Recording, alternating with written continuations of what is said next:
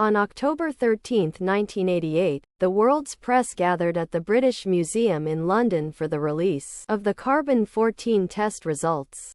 When they entered the room, they saw the blackboard above. In 1988, an international team of scientific experts performed radiocarbon dating on snippets of the Shroud of Turin.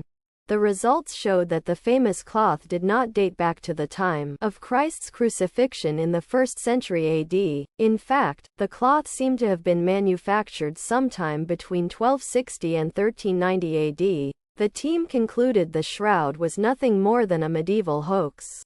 In the years since the stunning announcement, shroud experts and other investigators have called into question the accuracy of the dating. Some have even argued that damage to the border of the shroud in December 1532 during a fire in the chapel of the Dukes of Savoy in Chambéry, France, might in some way have changed the chemical composition of the cloth and skewed the testing results. Stephen J. Mattingly, a professor of microbiology and immunology at the University of Texas Health Sciences Center in San Antonio, also doubts the 1988 radiocarbon results, though he blames not fire, but microbes.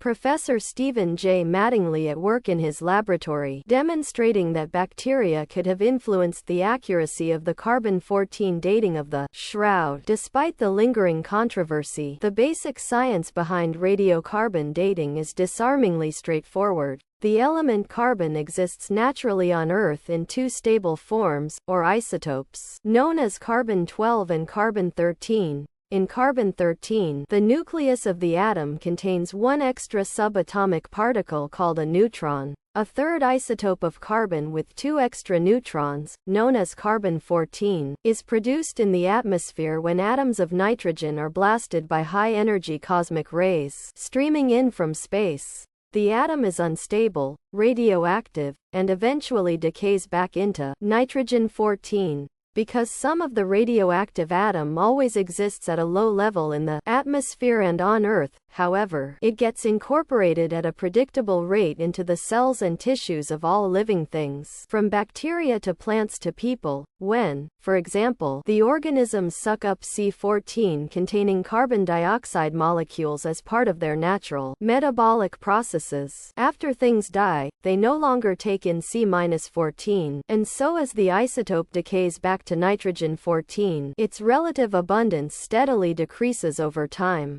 Measuring the amount of C14 in something originally derived from organic material, then, a wooden artifact, say, or the fibers of a linen cloth, which are made from flax plants, tells the amount of time that has passed since the organism it came from was last alive. What that means, however, is that any contamination with an object that was more recently alive will raise the relative abundance of C14 atoms, producing an apparently younger age. In the case of the Shroud of Turin, says Mattingly, the younger contaminants were bacteria.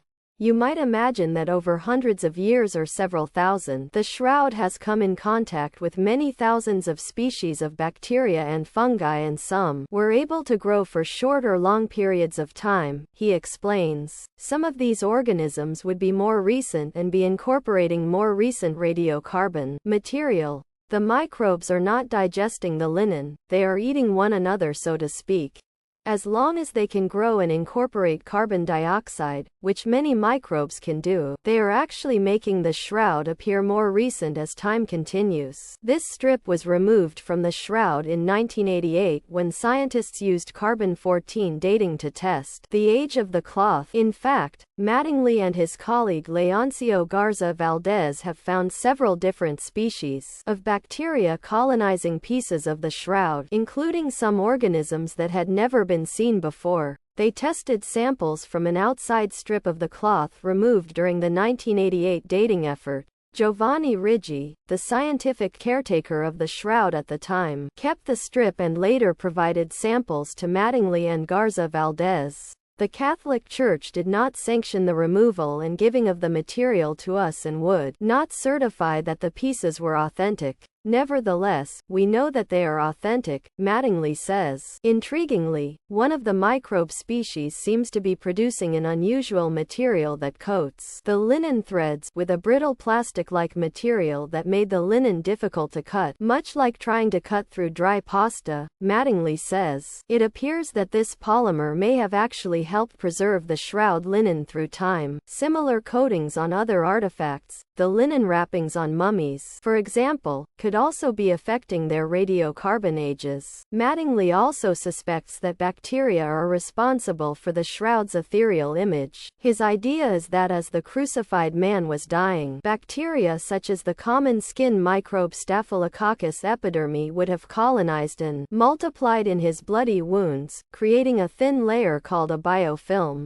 A biofilm can soak up water like a sponge. After the man died and his body was washed, the biofilm would have absorbed water and become extremely sticky. When the burial shroud was later placed over the body, it would have adhered fast, allowing the transfer of the microbes to the fibers of the cloth. Over time, the degradation of the microbes would have produced a faint yellow imprint of the face and body that slowly darkened like a photographic image. I have observed the drying of bacteria on surfaces before and noticed that they leave a straw yellow color similar to that observed with the Turin shroud, he says.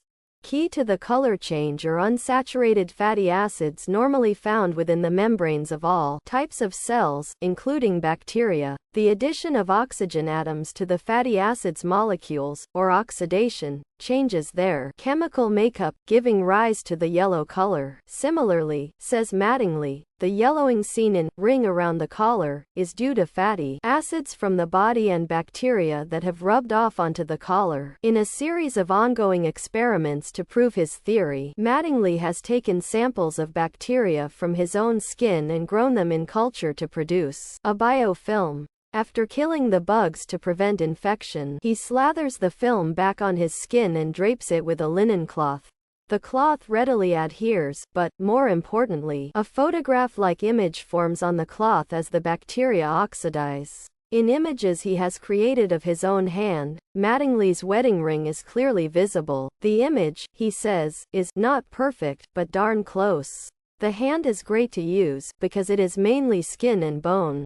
When you get to the face, there is fatty tissue around the cheeks that cause the image to be flatter, because the linen attaches so strongly to the skin. Take away the fatty tissue and hydrated tissue, as you have in an individual who has lost virtually all of his body fluid, and you would have skin on bone, thereby getting a much better image. Mattingly is now conducting tests to isolate the chemical compounds responsible for the yellow color. He is also trying to improve the quality of the facial images.